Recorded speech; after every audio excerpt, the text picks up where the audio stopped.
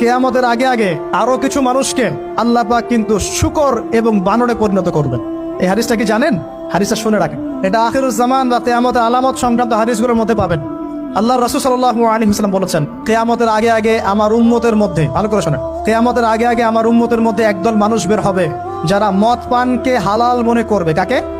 মদ পান করাকে হালাল মনে করবে। যারা বাদ্যযন্ত্র, গায়িকা, নায়িকা এগুলো নিয়ে নর্তকী নাচাবে রাতের বেলা, এগুলোকে হালাল মনে করবে।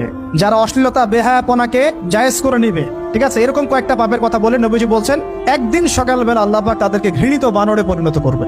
এটা হবে সামনে, কখন কিভাবে হবে আল্লাহ ভালো জানেন। এবার আমি কনসেপ্টে চলে আসি। এই যে পৃথিবীতে নেমে আসলাম, তাহলে আমরা কোত্থেকে আসছি ভাই? আমরা কি পৃথিবীর অধিবাসী ছিলাম? আমরা জান্নাতে ছিলাম, ওখান থেকে আল্লাহ পাক পাঠিয়েছে। এবার পৃথিবীতে এসে আদম আলাইহিস সালামের যুগে খুব একটা দুর্ঘটনা ঘটে নাই, একটা ঘটেছে। কয়টা? একটা। ভাই হাবিলের কোরবানি কবুল হয়, কাবিলের অন্তর্দাহ হয়, জ্বালা হয়। কেন হাবিলেরটা কবুল হবে, কাবিলের কেন হচ্ছে না? এই হিংসার বশবর্তী হয়ে কাবিল হাবিলকে হত্যা করে ফেল। হত্যা করে লাশটা দাফন করার পদ্ধতিও তার জানা ছিল না। আল্লাহ কাককে পাঠালেন, কাককে দেখে সে শিখলো। প্রথম দুর্ঘটনা হচ্ছে হাবিল কাবিলের দুর্ঘটনা। বলে রাখি, আজকেও নিজের ভাইয়ের বেশে বহু কাবিল মুসলিম সমাজের মধ্যে ঘুরে বেড়ায়। নিজের ভাইয়ের লেবাসে, পোশাকে, সুরতেই বহু কাবিল এখনো কিন্তু মুসলিম সমাজে ঘুরে বেড়ায়। তো আমরা কাবিলদেরকে কাবিলের পরিণতি সম্পর্কে সচেতন করতে চাই।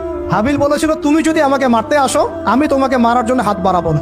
হাবিল জান্নাতে যাবে আর কাবিল জাহান্নামে যাবে। কেন কাবিল জাহান্নামে যাবে? নবীজি বলেছেন, পৃথিবীর প্রথম হত্যাকাণ্ড সংগঠিত করেছে কাবিল। এই কারণে পৃথিবীতে যত খুন হবে, সমস্ত খুনের পাপের একটা অংশ কাবিলের আমলনামায় যোগ করা হবে। বলে নাউজুবিল্লাহ। একটা কথা মনে রাখবেন, সদকায়ে জারিয়া যেমন আছে, গুনাহে জারিয়াও আছে। একটা মদের দোকান দিয়েছেন, যত মানুষ মদ খাচ্ছে, সমস্ত গোনার একটা অংশ আপনার কাঁধে আসছে। সিনেমা হল করেছেন, মানুষ সারাদিন নেকটা ছবি দেখে, নগ্ন ছবি দেখে, যত মানুষ এখানে পাপ করবে, সমস্ত পাপের একটা অংশ আপনার কাঁধে যাবে। আবার একটা মাদ্রাসা করেছেন, যত মানুষ এখানে দ্বীনি ইলম শিখবে, এই নেকির একটা অংশ আপনি পাবেন ইনশাআল্লাহ। মরে গেলেও কবরে পাবেন ইনশাআল্লাহ। আল্লাহ পাক আমাদের সবাইকে সদকায়ে জারিয়া করার তৌফিক দেয়, গোনাহে জারিয়া থেকে বাঁচিয়ে রাখুন। খুব খেয়াল রাখবেন, আল্লাহ পাক আমাদের হেফাজত করুন বলি আমিন। এবার ওই যুগ শেষ, নূহ আলাইহিস সালামের যুগ। এই যুগে আল্লাহর একই সুন্নত, নূহ আলাইহিস সালাম 950 বছর দাওয়াত দিলেন, 40টা বা 80টা পরিবার ইসলাম কবুল করেছে, বাকিরা করে নাই। যারা করে নাই আল্লাহ পাক তাদেরকে ডুবিয়ে মারলেন, যারা করেছে আল্লাহ পাক উদ্ধার করলেন। সোজা কথা। আজকে সারা পৃথিবীতে যত মানুষ আমরা বেঁচে আছি না, আমরা কোনো না কোনো ভাবে ওই 80 পরিবারের সদস্য। আমরা ভাই ভাই, আমরা ওই ফ্যামিলি, 80 ফ্যামিলির অন্তর্ভুক্ত। কিরকম করে? নূহ আলাইহিস সালামের 4 সন্তান ছিল। কয় সন্তান? এক সন্তানের নাম হচ্ছে হাম। কি নাম? হাম। হাম ছিল একটু কালো বর্ণের। হামকে দিয়ে আফ্রিকার কন্টিনেন্টে যত মানুষ দেখছেন ব্ল্যাক স্কিনের, কালো স্কিন, এরা সবাই হামের বংশধর। মজা না বিষয়টা? মানুষের অস্তিত্ব পৃথিবীতে, ইতিহাস, এগুলো খুব ইন্টারেস্টিং টপিক। ইতিহাস পড়তে থাকলে আপনি ডুবে যাবেন। কত কিছু বিশ্বে হয়েছে আর কত কিছু হবে সামনে।